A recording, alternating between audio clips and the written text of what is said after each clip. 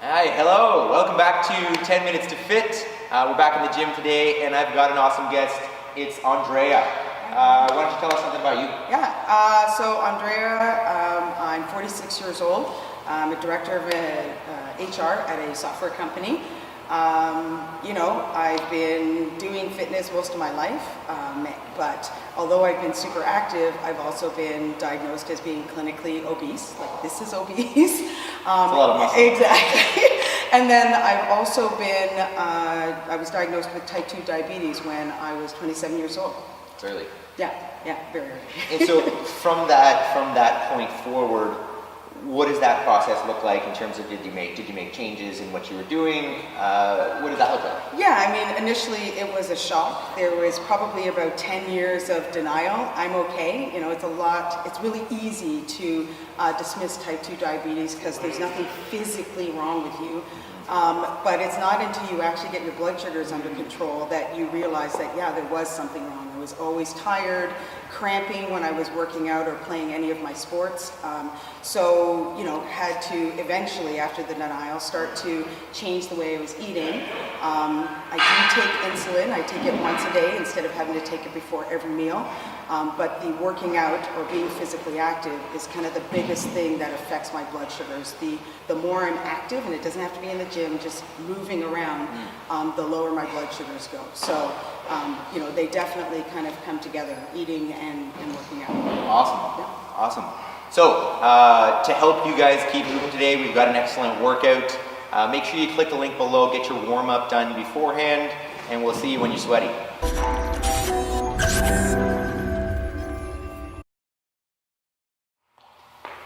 Alright, so hopefully you're all sweaty and ready to go now. The body's all warmed up. What we've got for you today, as usual, 10 minutes.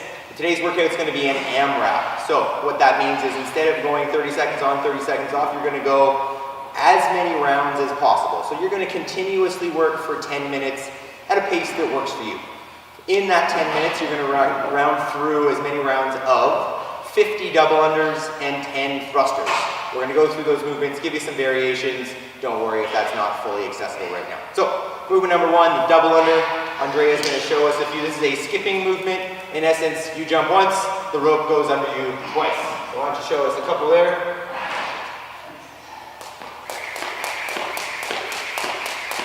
Beautiful. So, this is a movement that requires some skill and some practice. If this is new to you, don't be frustrated, it's okay. If that's not accessible, the next step would just be a single under. So one jump, one rotation. Awesome. Some people actually find that once they have the skill for the double under, that the single unders get even harder. Figure that one. And if that's not accessible, or you don't even have a rope, what you can do is jump and tap your legs for the timing. One tap for a single under, two taps for a double under. You can show us just some jump taps there. Excellent. Second movement today is a thruster.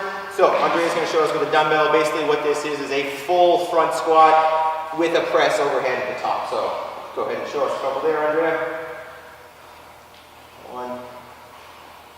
Beautiful. You want to show us a couple from the side.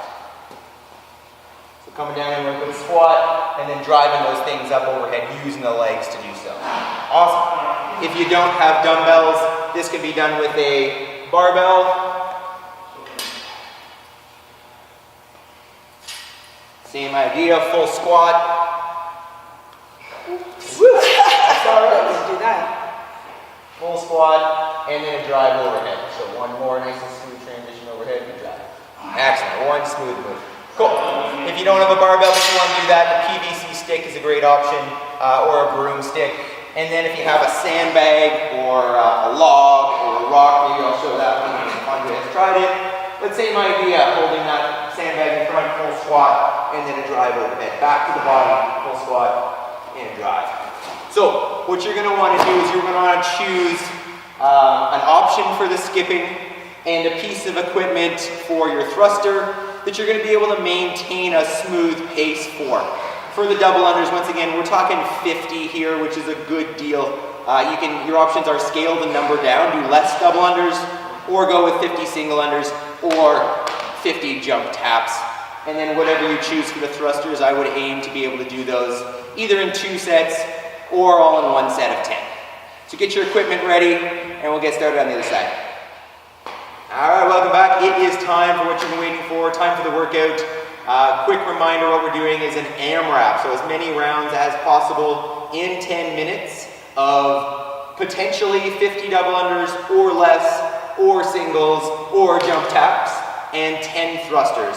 Once you finish that cycle, lather, rinse, repeat for 10 minutes. If you're new to this, and you find after 5 minutes you're like, oh my God, I'm going to die, take it easy. Or cut it there, no problem with that. The AMRAPs are very potent, so choose a pace that you think you can keep going for 10 minutes. 10 minutes will feel pretty long. So if you're all set and ready to go, it's time. We'll go in just under 10 seconds. 5. Justin, you can put on music.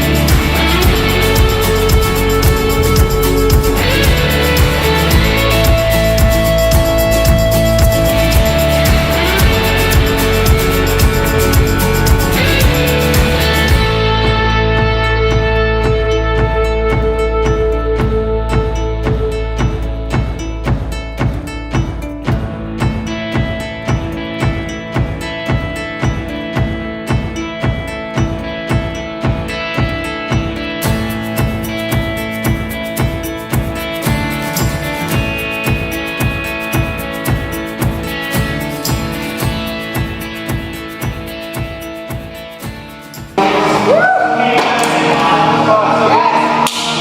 job. Great job. Take a walk around. Let the heart rate come down a little bit. See you in a sec. All right. I hope you're just as sweaty and as tired as we are. Those AMRAPs really just, they kicked my butt. I figure you probably feel pretty similar on that one.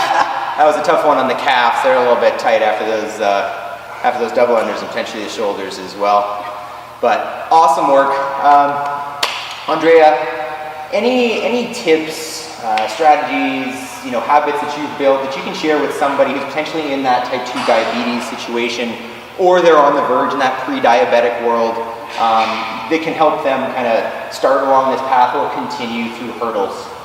Yeah, I mean, I think the biggest thing is make small changes. Don't try to do a whole bunch of things like totally new diet, completely new fitness regime. If you try to do everything at once, that's a recipe for failure. And then I guess the other thing is don't try to take shortcuts, because there are a lot of shortcuts out there in trying to lose weight and trying to address some of this stuff. Usually shortcuts lead to a dead end. So make small incremental changes and play the long game on this. Eventually things will get better. It's not going to be overnight, but if you take your time to make those steps, then they're likely to stay with you for the long haul. So good. I mean, we always say, literally every week I say, fitness is a journey, right? Take one step after another, one workout at a time, one small change in your diet and your sleep and your stress, and they're all going to compound and you're going to get there. Awesome. See you next time, 10 minutes to fit.